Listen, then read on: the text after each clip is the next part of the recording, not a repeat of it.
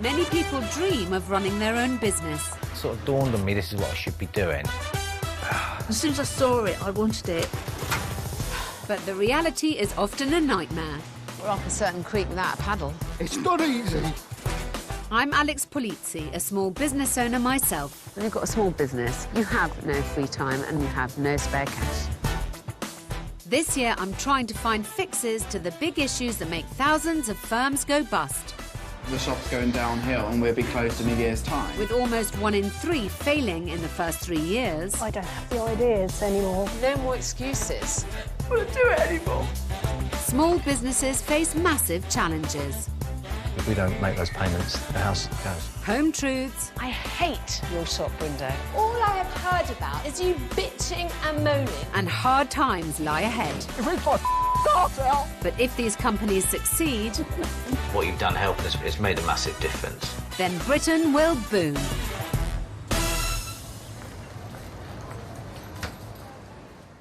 This time, trading with the big boys. We've had losses of between 10 and 20 grand a month. Is it possible for small businesses Come on, a bit of enthusiasm here, you two.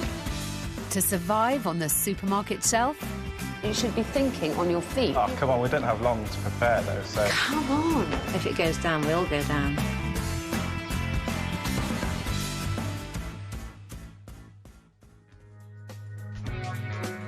Today, 8 out of 10 of our grocery purchases are made through our supermarkets. That means their shelves are the place to be for many of Britain's aspiring food producers.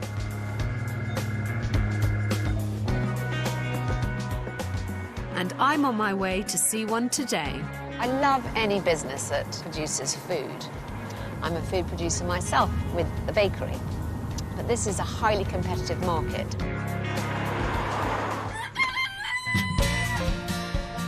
One such small business trying to compete is Yorkshire-based Heck, purveyors of quality sausages. Owners Debbie and Andrew Keeble have a passion for crafting artisan bangers. We've got the pepper. 2 grams of grated nutmeg. An obsession that has taken over their lives and home. We used to butcher pigs on here. There's a meat cleaver mark there and there, where I missed. It's aiming for me. We started our first business with a £15,000 loan, which we'd taken out to buy a car. But we decided there's no point having a car if we couldn't afford to go anywhere, so we bought a sausage machine with it instead. Launched in 1999, Debbie and Andrew's sausages quickly became a best-selling brand, bagging them an annual turnover of over £5 million. But when a merger took an unexpected turn, they ended up losing the business. It really was Debbie's baby, that brand. So it was a terrible wrench for Debbie. They'd devoted 12 years to a product they believed in. But now it was back to square one. We had to start again. And this is how Heck came about. It was one of those moments where you say, what the heck, come on. We have to start again, and that's why we called it Heck. They've just taken the biggest gamble of their lives, investing everything they had in a brand new sausage business. And it's no small chipolata, employing 11 staff and churning out 250,000 bangers a week. Is that working? Fingers crossed that you love the Russians. Fingers crossed, you know. Their dream is simple. Set it going, set it going. To get into bed with the big 5 supermarkets. And in just a few short months, this small player has already achieved a place on Tesco's shelves. Yeah, I love sausage. I love making sausage. This time, they've roped in the kids. With little experience, they've all been handed senior titles. It's really good working with your parents. It's just easy. I suppose people looking at us might think that we are well-heeled. We do live in a very nice house, but it's not ours. We rent it. The farm is on rented land, the factory is rented. All of our assets are betrothed to the business. Second time around, they cannot afford to fail again. There's an awful lot of pressure on us because, you know, it's their future, it's not just ours. If it goes down, we all go down.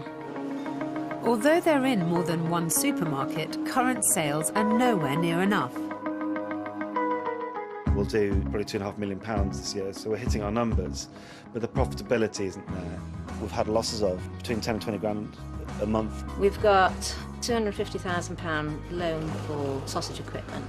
Currently an overdraft of £50,000. We've invested probably £600,000 or £700,000 in building the brand, in working capital, in... I don't know where it goes. And the pressure is on.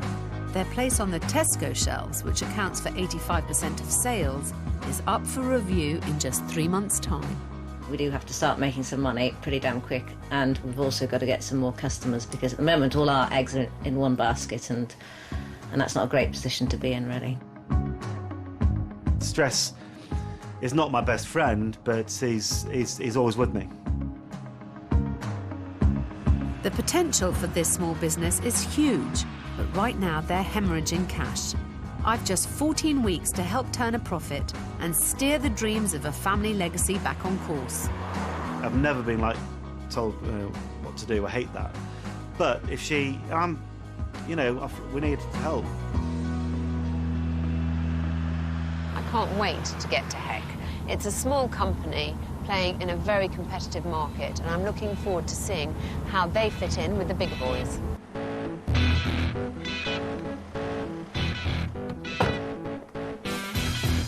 I want to get to the meat of the business at Heck's bespoke new sausage factory. Hello, good morning. How are you? You well? Very well, thank Good. you. It's very nice to be here. Thank you great for to have you. Welcome. inviting me. Who are your customers? Our customers are Tesco's, which is fantastic, and they backed us for the first year, which is great. It's interesting because we've taken completely different strategies in our businesses. We've been approached many times by supermarkets, but we've made a conscious decision not to get involved with them, just because we know how difficult it is to manage that relationship. The top 5 supermarkets account for 70% of all sausage sales, giving them immense power over their suppliers. So Andrew's heavy reliance on them is a very risky strategy. So this is your best-selling product? It is, yeah. It's the Heck 97. It's 97% shoulder pork. This makes you the least money of all your products, doesn't it? It's the highest meat content, yeah. Yeah, lowest margin. It's the lowest margin, but it's a great driver. No, I understand that, Donny, Yeah. but we have to talk the business side of things, because actually, you know, it's lovely to have a product to be so proud of, but the margins are much lower. The product he's selling most of is 97%, and that's a product that has the lowest margin. And one of the main problems his business is facing is that it's not making any money. Well, you know, it doesn't take great genius to correlate those two sides of the argument. Do you like leading on or what? No, I follow you. I don't know where I'm going. OK, should we go and have a little look and see where it all begins? They're all hand-packed, then? Everything's hand-packed, yeah. I mean, at the end of the day, on the shelf, they've got to look good. The humble sausage is no longer seen as a budget option.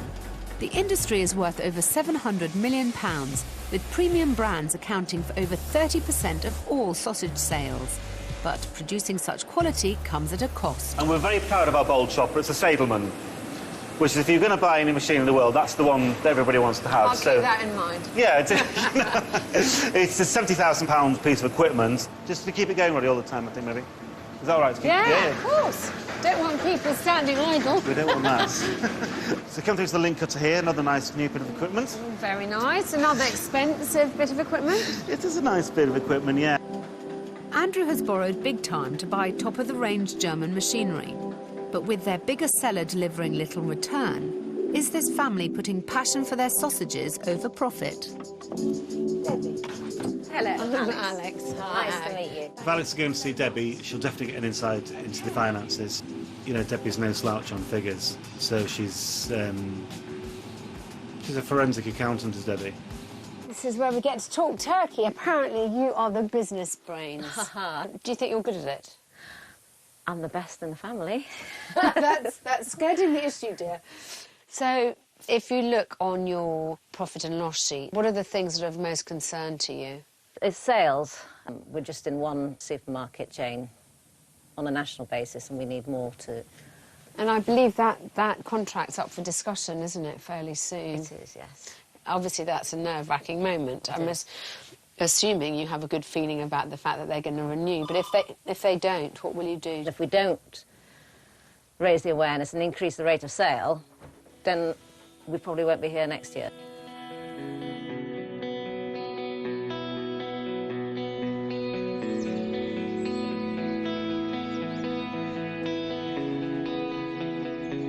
So, let's say you've got another year. What would you like to achieve in that year? What do you think? Where do you think you could be? Where would you like to be? Well, personally, I'd like to be the #1 premium brand. And I think it's achievable. OK. Yeah, I think it's doable. Jamie? National, every supermarket in the country, it's definitely achievable. Ellie? Just to be well known for having a good quality sausage that every family likes to have, and just... You know, it's very interesting, because what none of you said was making this company profitable. It's all about reputation, it's all nice, fluffy, great ethos, wonderful belief in your product, pride. But, you know, businesses are successful because they sort out the bottom line. We're in a very tough financial environment, and no one's putting out a helping hand, are they? No. So you have to help yourselves. We want to make money. We want to, you know, put all that debt behind us and ensure that we stay a family business in the future. I mean, the big headlines are that, you know, you have one customer, and if they disappeared tomorrow, you'd be in deep shit. But it's, you know, worth remembering that Britain is a nation of small and medium enterprises, and you know, although the supermarkets have 80% of the food trade, there is a lot of food suppliers who are doing exactly what you do and doing it successfully, so there's no reason that you shouldn't be one of them. Absolutely. Yeah? Now I've met the family and I can clearly see what they're up against. Poor sales with dismal profits and all their money tied up in the business. And to top it all, their biggest customer, Tesco, could pull the plug on their contract in just 12 weeks' time. I have a lot to think about tonight.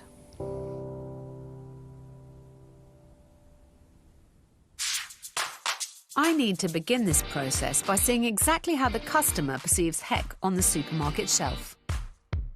The supermarket has the potential to turn a small business into a multi-million-pound heavyweight.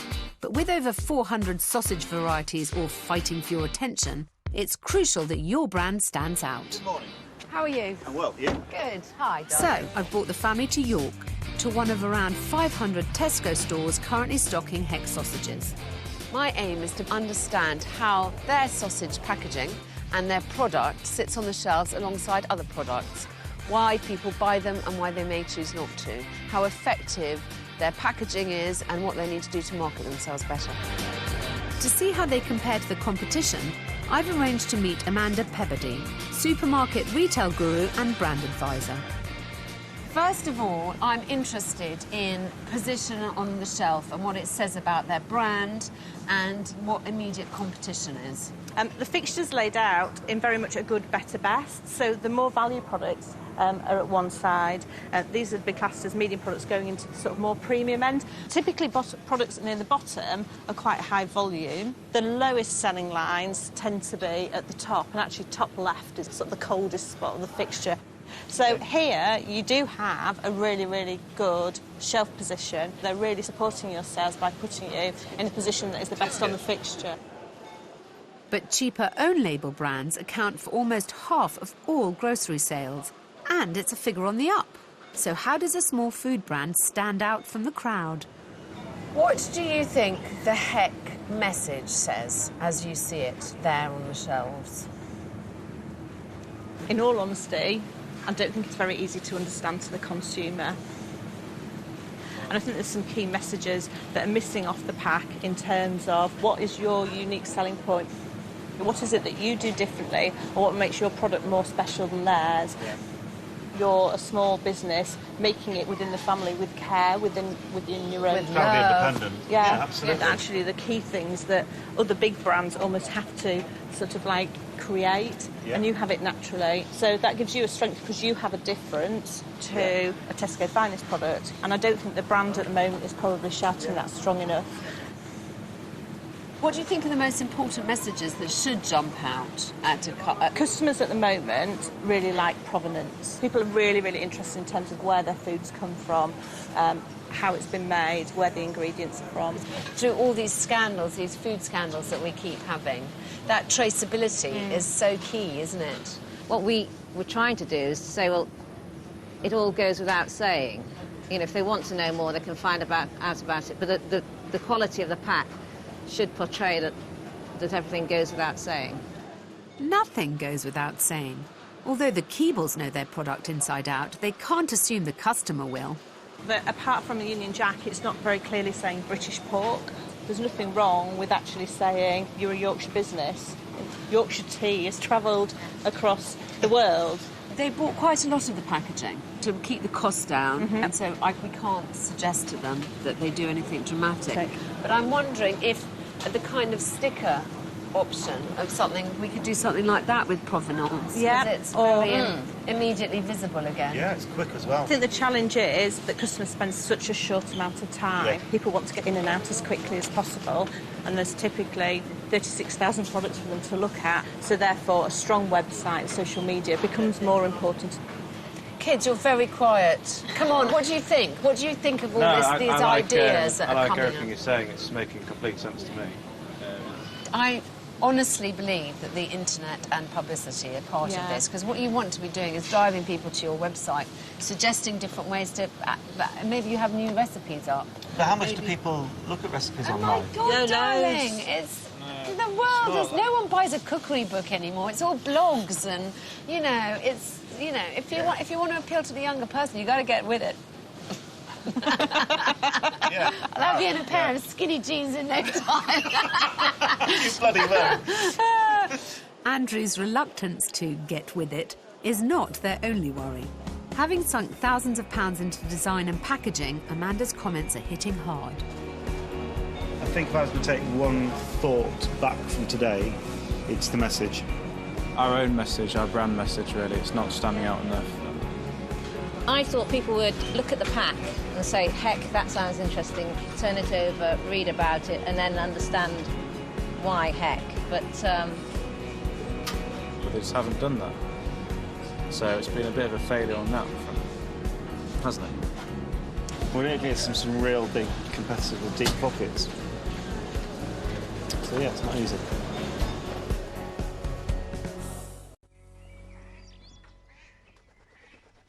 Amanda identified a few weaknesses in your branding. Now, we all know that we are not going to chuck out the old packaging, but I'd like you to look at samples of stickers that you might put on, how you might improve the information about the provenance, as she said. Yeah. You are the very opposite to a corporate, faceless entity. And we've got to make sure at every stage that point is hammered home. Yeah. And I think you're not doing it well enough at the moment. And so these are just the first small steps, but I'm very keen to take them.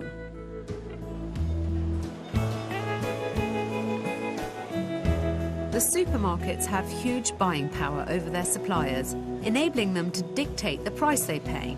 In 2012, hundreds of farmers blockaded milk plants across the UK, arguing that they are paid less in the cost of production for their milk.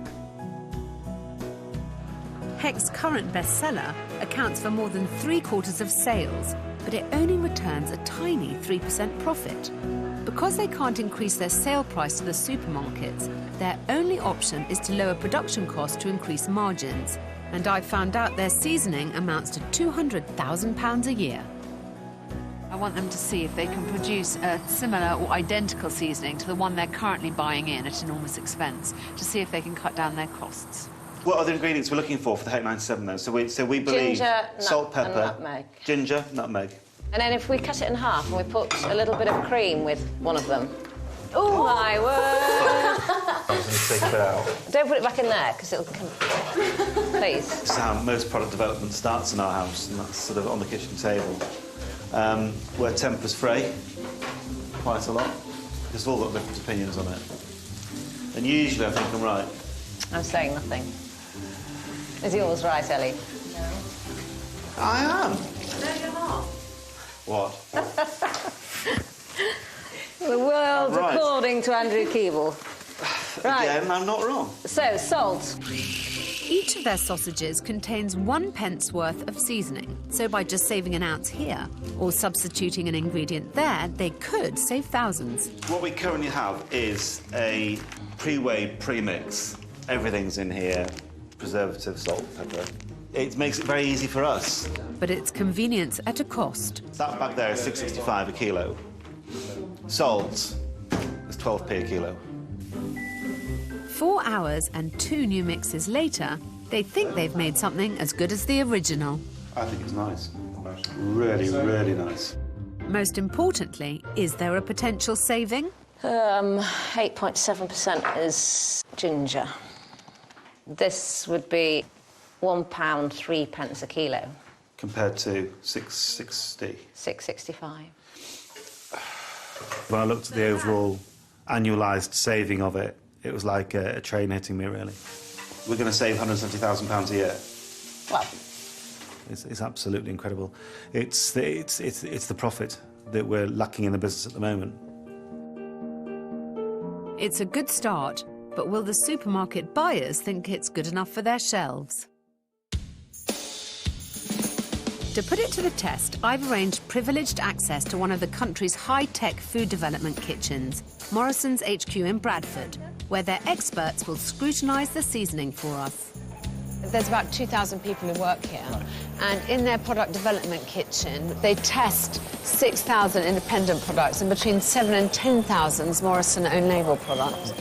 So they're busy. Morrison's is the second biggest fresh food manufacturer in the UK. Every single item of food bought by their 11 million customers each week has passed a rigorous taste test by one of their skilled chefs. Neil. How you doing, Alex? Very nice to see you. Thank you. Neil Nugent is the executive chef of product development. What kind of scrutiny do you put products through then? Oh, there's no stone unturned. We look at absolutely everything. So from the sausage, it's meat content. What type of meat? Is it shoulder? Is it belly? The seasonings, everything is key. The skins, everything is absolutely key. Hi, these are the Keebles. Hi, nice to meet you. I've also invited Tony Goodger from the British Pig Executive, who's been judging sausages for 12 years. I've sampled about 5,500, and some have been fantastic and some keep me awake at night. They're terrible. But before the taste test, their raw porkers get the once-over. So what we do is we start with the raw sausage and we look and see, is it sort of an even size? Is it of a nice, consistent colour? And then see if they're fresh. And ideally, they shouldn't actually smell of anything. And these actually don't smell of anything, so they're nice and fresh. I think it is worth pointing out, the more meat in a sausage doesn't necessarily make it a better sausage. So what, taste-wise, you mean? Yeah, and texture. Yeah. Because it is good to get a balance of your fat content and your seasonings, so you get a good moist sausage. So often, if you go too much meat, you can get quite dry. So are you nervous about 97%? Over to you guys, see what you think. I don't want to influence you one way or the other. We're here for advice now. Yeah, the proof's in the tasting, isn't it? Yeah, absolutely. So it's taste test time. Ready to be compared and contrasted is Heck's current sausage with the family's 2 new seasoned varieties. It's good firm sausage when you cut into it. And that's got a really good depth of flavour, really meaty. That's a nice rounded seasoning. The notes sort of continue in your mouth after you finish swallowing the product, so it gives you that sort of longevity of flavour. A little salty for me. A bit too salty. You have to have a bit of salt in there because salt is a preservative as well. And it is important that we don't just take all the salt out of the product, because otherwise we're sacrificing shelf life. Your spices are starting to come through. Nice finish of pepper. It's not masked out by excessive seasoning. I think what you've got is a complementary seasoning that just lifts the flavour of the pig meat. The moment of truth. If either of the new seasonings are the taste of success, Heck could be seriously quids in. Go on. Oh, I'm definitely this one.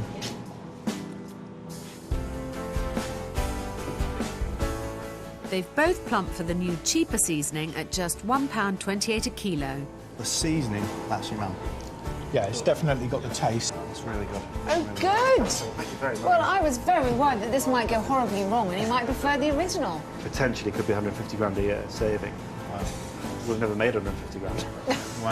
Ever. £150,000 saving and a better sausage. Yeah. Can't really ask for that. Yeah, Gosh, that's brilliant. thrilled. Win-win. I know. We're all thrilled. Next project.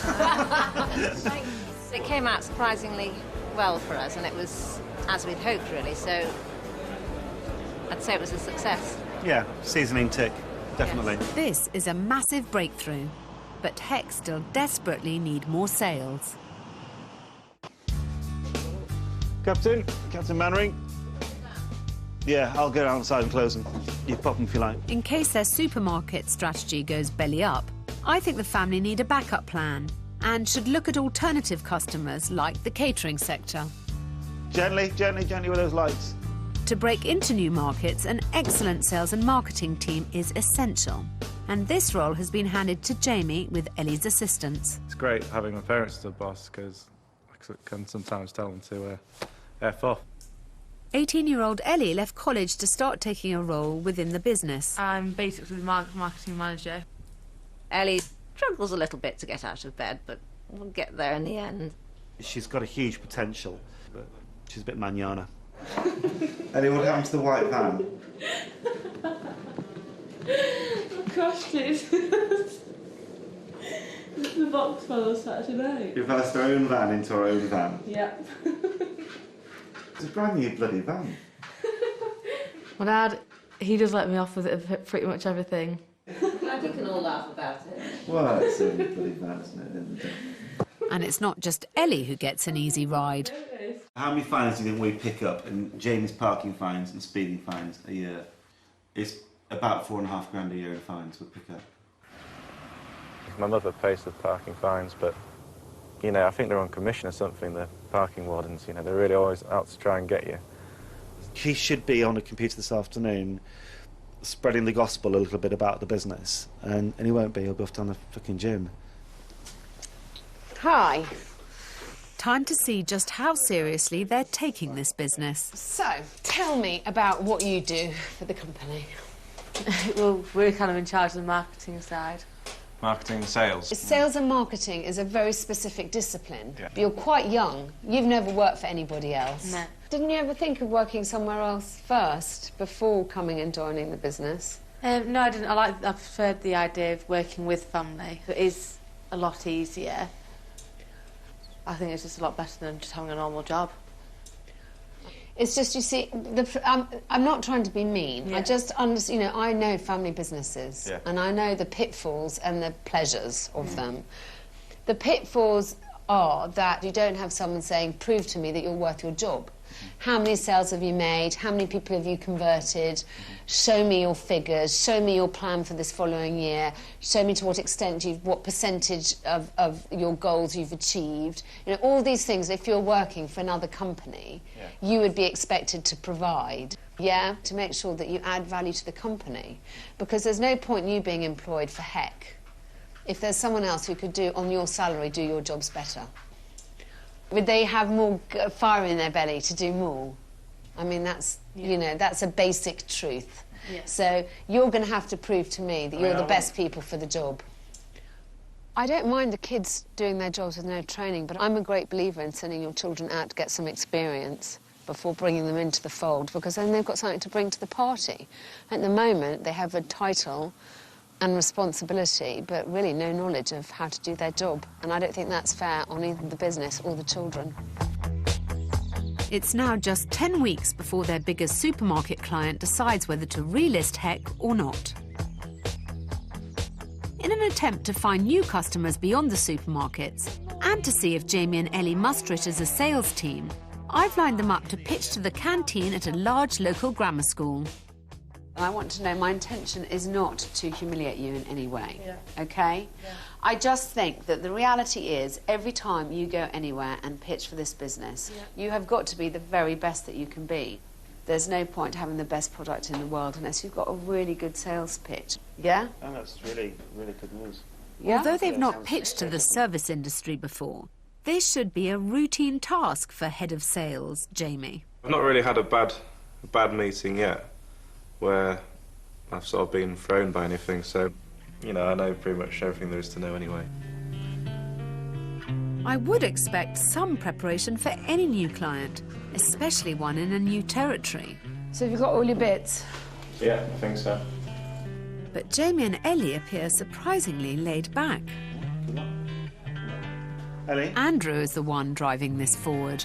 Right, come on, they all want to go. Good. Come on, a bit of enthusiasm here, you two. Goodness me. On such short acquaintance, it appears to me that Jamie and Ellie are lazy. They don't have much get up and go about them. The independent grammar school at Leeds serves up more than 1,000 sausages a month. There's no reason to pep talk you. But it's nice to see you smiling. It's nice. Are you a bit grumpy as we left the house? Grumpy, just tired. Yeah. Mr. Murphin, Hello. Nice hi. to meet you. Andy Murphy, hi. Hoping to give hospitality manager Andy Murphin food for thought, they've bought their top-quality premium sausage and their everyday cheaper version. This is our 97% pork. It's a very meaty texture too there. It is a very meaty texture. It's a very good texture. So what is your best price then? That's about 30.5 pence per sausage. Right. How are you on that price? That's quite expensive then, It's quite isn't it? expensive. Yeah. What are you currently paying? 20 pence. 20 pence a sausage? Yeah. The most I could probably go down is maybe 50p off a case. So what would you... It's not very good, isn't it? No? No. Sorry. No. Their premium sausages may be out of price range, but Jamie's totally forgotten the cheaper 85% version cooked up, sitting right beneath his eyes. I thought you'd bought some 85%. We have, which is that one there. Which you never encouraged him to try. Do you know what? That completely slipped my mind, yeah. So do please try it. They've cooked it. Is there a difference in the prices between the 97 and the 85? There is, but I don't have worked out the prices for those. Honestly, I've been working 4 days with their business, and I think I'd be more prepared to do a pitch than he was. And I think Ellie missed her opportunity to show me her people skills, because they weren't in evidence either. The product's very good. I think they were a little bit underprepared. They didn't handle the figures particularly well because they only had one figure that they'd base things on. The young lady didn't really say a lot. I would have liked to have seen you talk more. And I would like to believe that next time you do a pitch that you are much more up to the ball with it and that you have those facts and figures at your fingertips.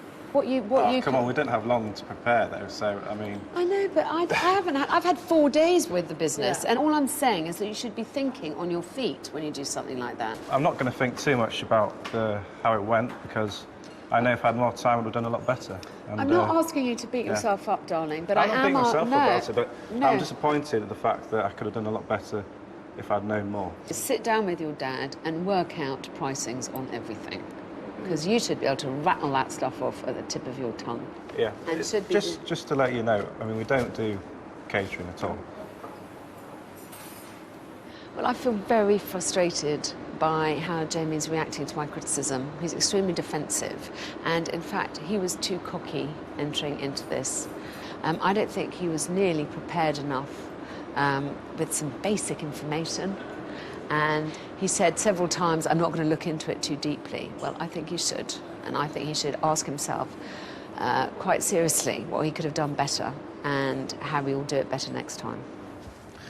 A little bit disappointing, just because I didn't really know my stuff on this occasion.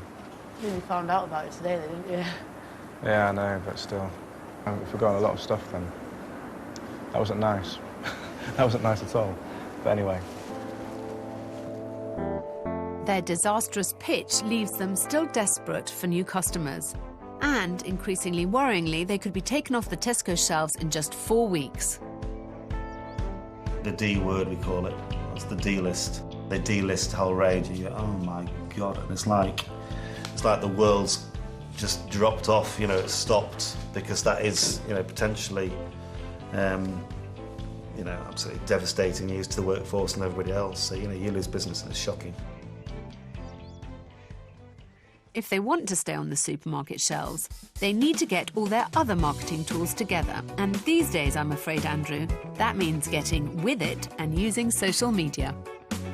Twitter is about the dullest creation that ever was. And I think it's quite sad, actually. You know, imagine if you're alone in your bedroom, twittering. Social media has changed the way brands communicate with their customers. Once they were restricted to expensive TV, radio and press advertising. Now they have globally effective online tools such as Facebook, YouTube and Twitter.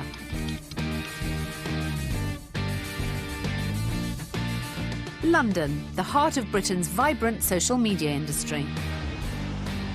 I've brought Andrew and Jamie here to convince them how valuable social media is, especially for a small business like Heck. Research has just come out which shows that 24 million Britons use Facebook every single day. Every day. So Facebook in particular, you ignore at your peril. As I've always said to you, I'm not a social media guru, but we're going to go and see people who are. Partners Andrews Aldridge are experts in the field, having masterminded social media strategies for big brands like Rolls-Royce. When they developed a social media launch for whiskey brand The Glenlivet, the result was a 1,600% increase on YouTube views, and bottles flew off the supermarket shelf. Andrew's very suspicious of social media. I think the phrase he used to me was for him it's rather like the emperor's new clothes. He doesn't see how that drives sales, which is what he's ultimately interested in. Do you think you could discuss how that works, basically? It's essentially giving you a platform to reach a large number of individuals really cost effectively. They're free platforms, you can say what you want, and you can be part of the conversation. You can shape, you can influence, and that's how you need to think about it. People, I think the average person checks their Facebook about 16 times a day. And there has been research around how likely are people to purchase products because of the social media presence of brands. It's actually 80% of consumers said... Is that in food as well, then? Food, just food, yeah. 80% said they are more likely to purchase the product after being influenced by the social media presence of a brand. We know that 89% of small business marketers are already using Twitter. 75% are already using Facebook, and 65% are already using YouTube. So that actually says something to us. So, what are we going to call her? Fanny. I want to call her Fanny. Looking for maximum brand exposure, Iron Brew were aware of the power of social media. Fanny, I like it. This is the You Called Your Baby Fanny campaign. Iron Brew gave a chance for one of their followers, so one of their kind of loyalists, and you've got followers, you can use these people, to be the first person to have the film. And that one fan who had 300 followers said, this is a new Iron Brew film, I'm the first person to have it. So that kind of fear of missing out on the new thing is great. So I want to be the next person to tweet that straight away. I want to be one of the first 300 if I can't be the first one. If I'm not one of the first 300, I want to be the second 6,000. And then I want to be one of the first 100,000. By the end of the week, they had 1 million shares from one person sharing it, so not a lot of followers. And by 2017, Cisco expects 67% of all consumer internet traffic to be video. Yeah. So video is something you need to be doing. Now, let's get to some fun stuff. June the 23rd is the happiest day of the year. So we all know about Blue Monday in the middle of January where people are all depressed. Well, sausage is a happy thing. Why don't we get people to kind of stick their heck on the fork, put it in front of their face, you've got a little sausage smile, you post it up, and it's a heck of a smile, and everybody kind of does that. So you own a moment in time. And it doesn't matter if not a lot of people start, because these things kind of gain momentum. So next year, it'll double or triple or whatever. And this is the Heck sausage roll, and it's a really simple idea, which is basically people roll through the frame of the camera. So you're holding up your iPhone or whatever, and someone just does a forward roll, they pass it on to a friend, and then they have to do it, and it builds up a giant film. Most notably, Nike did this for the last World Cup, and had millions of people. Because people can feel involved in it. It's a really simple thing to do. No, it's a great idea. Really like that. Aren't they brilliant ideas? They are. I Fantastic. mean, good Lord. Yeah. It's been really encouraging, actually, to see Andrew particularly change during the course of the day. I think he started a cynic, and I think he's left a believer and an advocate. This afternoon's been hugely beneficial. I'm very serious about investing in social media because it is affordable. It is. We can't go and take an advert out in the Daily Mail, and it's questionable how many you'd hit with that. I think we can definitely sort of speak to the people we want to speak to. Andrew certainly seems to be convinced now of the validity of social media. Now all we have to do is make some of it happen. I have to say, come on everybody, give it a go. Feeling inspired, the family gets social with their ideas. It's a steep hill. This is quite steep. There's a dog shit there. You got to say, this is a sausage roll, guys. Guys, yeah. This is a sausage roll, guys. Give it a go.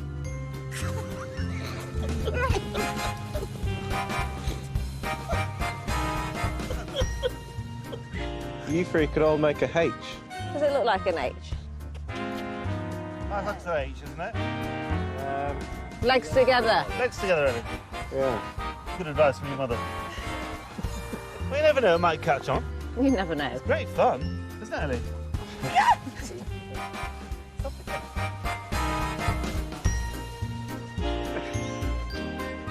James, stop moving your camera. Hold it in one position. This is the tumble. You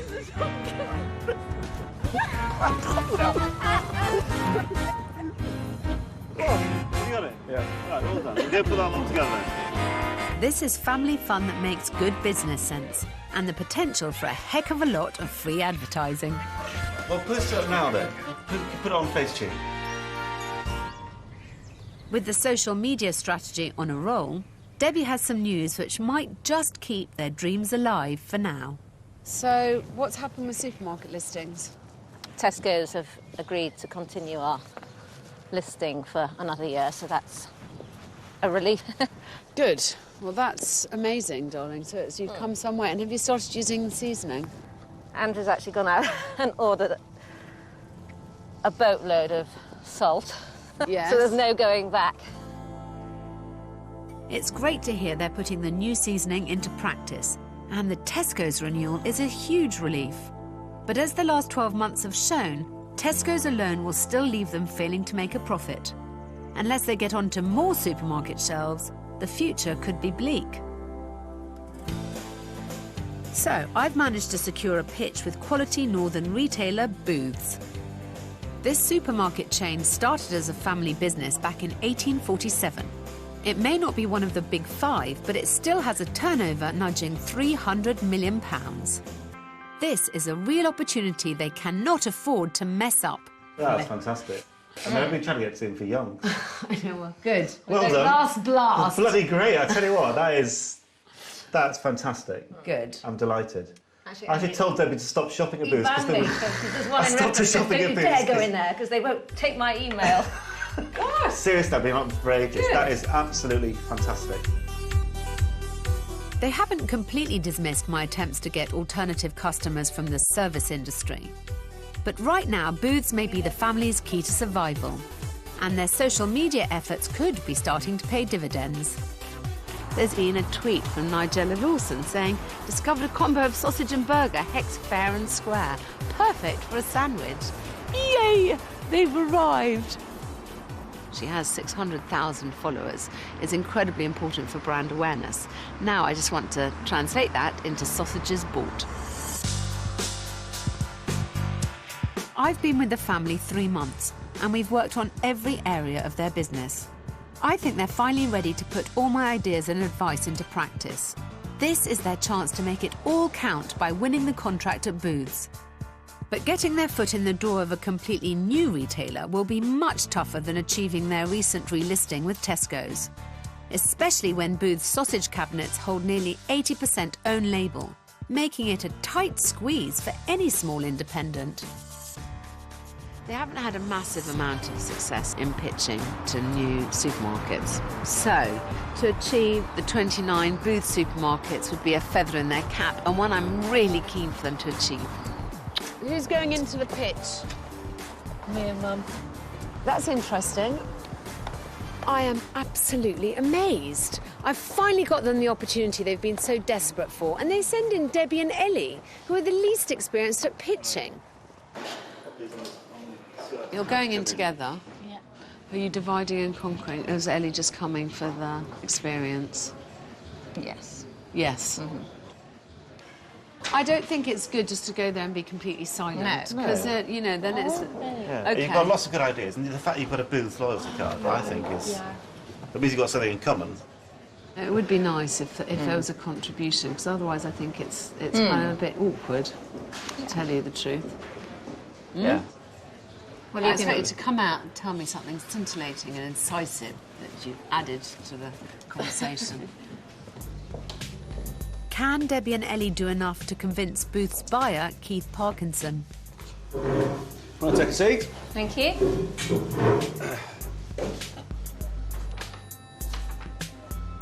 Right.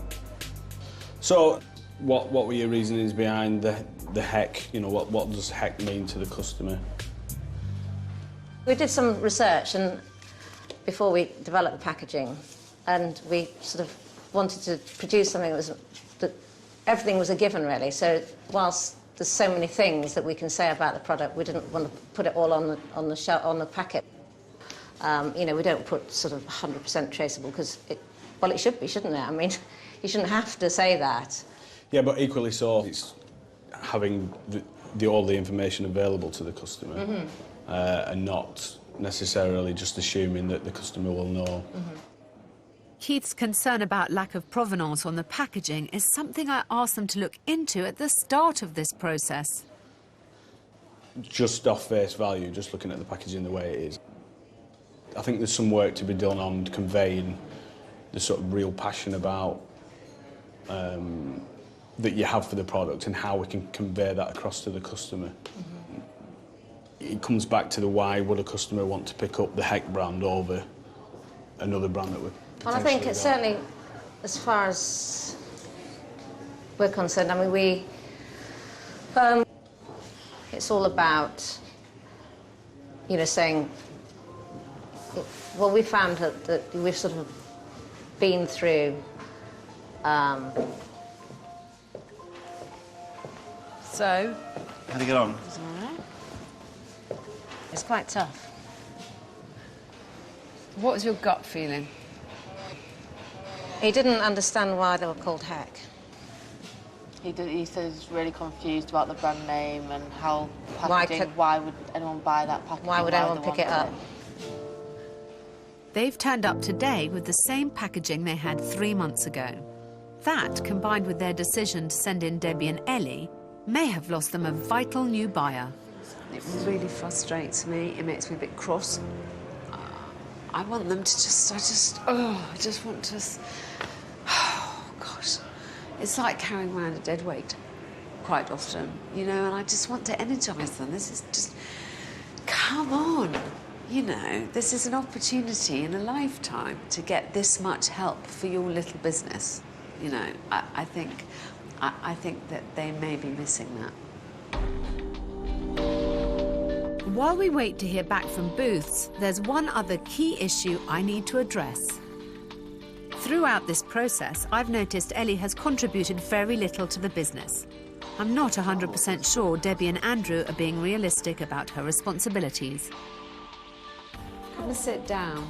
So, to help us all evaluate Ellie's role objectively, we're going to interview her for her own job. What I'd like to know is what do you think your strengths are? It'd probably be talking to customers. I'm quite good at that. Knowing a lot about the product and what goes into it. What opportunities do you see for this brand and you as a brand ambassador? Opportunities? Yes. I don't really want to see, I don't know. Do you think you're organised? I can be. There's days where I'm a bit kind of away. You're not very organised, are you? Well, no, I can be. Because your time keeping's not great at the moment, and I just think that you know, because you are a bit sort of slow at getting to work and things, and getting out to bed and all the rest of it. No, if I set an alarm on my phone, I don't hear it. Well, get yourself a big alarm, darling. That's not a great excuse. That's the easiest thing to put right. That's an easy thing to put right, but it's Dad that wakes me up. But it's an important thing, darling. I mean, I used to go out all night dancing and still be at work in the morning because I like doing that. You've got to be a self-starter, haven't you? You've got to be a self-starter. You don't want to have to be turfed out of bed by your mum or your dad, darling. You don't. That is a bit. It means you're in the wrong job, really, because it means not enjoying it. Yeah. Because you know what the risk is for you particularly, because you're the baby and you're the girl, is that actually you get given a bit more rope. But that's not brilliant for you, because one of these days you're going to, you know, whether it's here or somewhere else, you really are going to have to go out and earn your way in the world, and this is not great training for that. Right? You know, I feel that really passionately. That, you know, this has got to be something that is good for you and good for them. It's got to be good both ways. Good, yeah, absolutely. Good luck. Stop putting your fingernails in your mouth. I can't help it.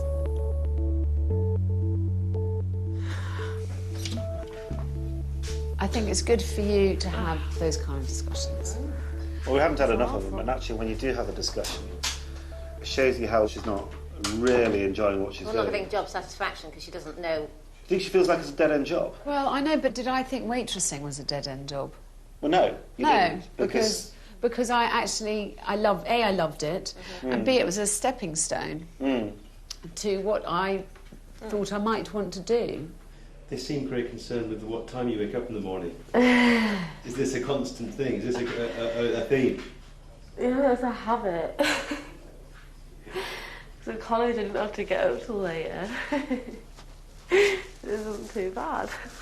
Ellie is going through a bit of a teenagery bit. She's a bit of a spoilt brat, actually, so she needs a kick up the bottom, really. We can only carry her for so long, so she needs to buck up her ideas or, you know, get another job. We do need to remember that Ellie is only 18. Maybe giving her such a critical role in the company was a bit unfair. She may just need to learn the ropes for a while. They will need to resolve this for everyone's sake. A few days later, unexpectedly, there's a glimmer of hope from the buyer at Booth's. Keith's very kindly come back to us with a list of sort of things that they'd like us to look at. Booth's like the sausages enough to give Heck a second chance, if they can make some amendments to the packaging. The consistency of the gluten-free message, so we need to get the tab on every single pack so it looks uniform, which is, you know, he's quite right. And upweight the provenance message, you're Yorkshire and proud. Well, we are Yorkshire and proud. The current packaging does not convey this. I think it's that what the heck attitude that we need to get across there. What do you think? Knowing to take nothing for granted, it's down to business. Meet our team, I think it's good. Yeah, we'll look at putting some face on the front of that. Stick onto the shelf-ready packaging, right in the middle. What, like that, or you want to... Yeah, no, that's like that. There's a sticker on the pack. Young, fun, and having a go. So who's Heck, who's not? So, David Cameron, not Heck. No? He's definitely not Heck, is he? Who would Boris be Heck? Johnson. He'd be Heck. He'd be Heck, wouldn't he? Prince Harry's quite Heck. He's very Heck. He's Heck. He was naked with a load of That's not people know it. It's quite Heck. That's dirty. It's quite Heck if you remember the royal family.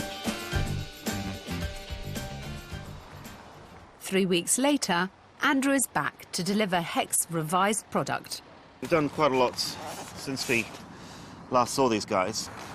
We've done some changes on some new packs. We've got Proud Independent. So that's one of the things that came out through Alex's conversations. Yeah, we've got some delicious sausages, and I think I'll be very happy with them, hopefully. He's expecting them, so if you take good care of those, that'd be grand. Cheers, thank you very much indeed. That's it, the lap of the gods now.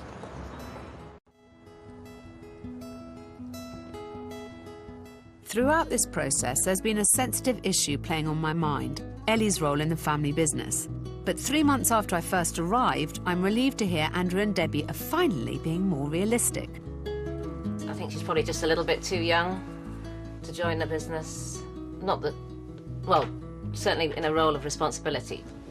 She needs just a little bit like a year out.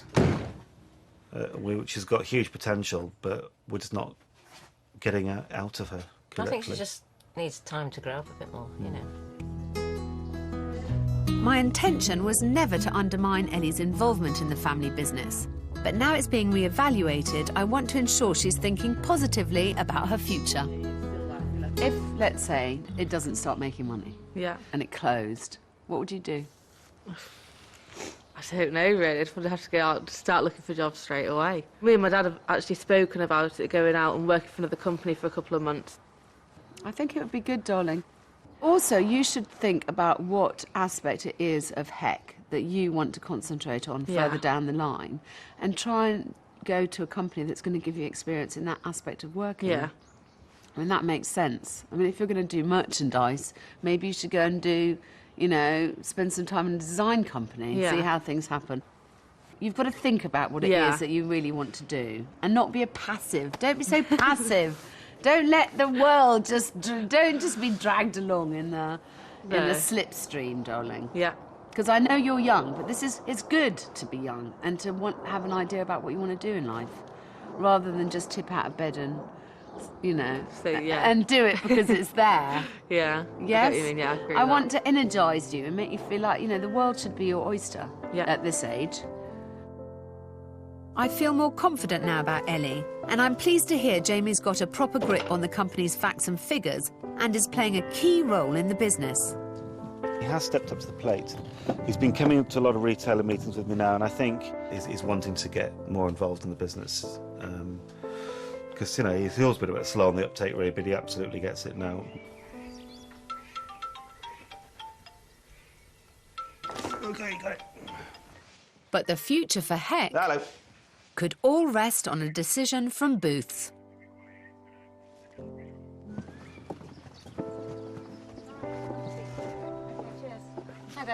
No, we just had Booths on the phone.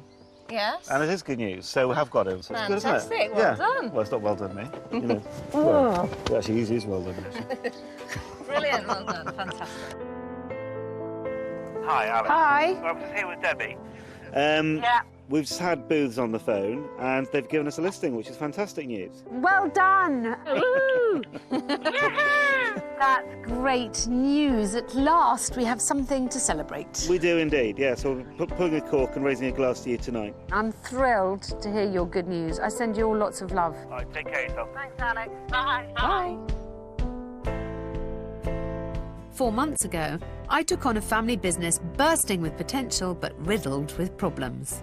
Sometimes you can't see the wood for trees, and it's a brilliant expression. That's really how it was. And now we can see the clearings, we can see everything that we need to see, I think, a lot better than we did beforehand. But this small business's decision to put themselves at the mercy of the powerful supermarkets appears to be finally paying off, and the floodgates are opening. There was an email from Asda confirming that we've got 280 stores, which is absolutely fantastic. Yep, another door opening, and she's from Waitrose. That's really good. They're now on the shelves of over 1,000 stores and a step closer to realising their dream of being the #1 premium brand. I absolutely have faith in the Keebles that they'll be able to do whatever they set their minds to. They're pretty 10 foot tall and bulletproof, that lot. And obviously they take enormous comfort from the fact that they're working as a family. This process has been invaluable because it has made us look at roles with the kids. It's certainly been tougher, but a lot fairer. And for the very first time, this month, they haven't faced a loss. £1,500 of profit is really small, but it's a bloody hell. We'll have that, thank you very much indeed. We ain't going to go back to losing money. That's it. It's a turning point. £1,500 of profit will be 15 grand in a couple of months' time. I think 2014 is going to be a fantastic year. 7 o'clock tonight on SBS Food, join Adam Liao for The Cook-Up. It's where food-loving friends come together to chat about and cook the everyday dishes they love. The Cook-Up with Adam Liao. Fresh inspiration delivered daily.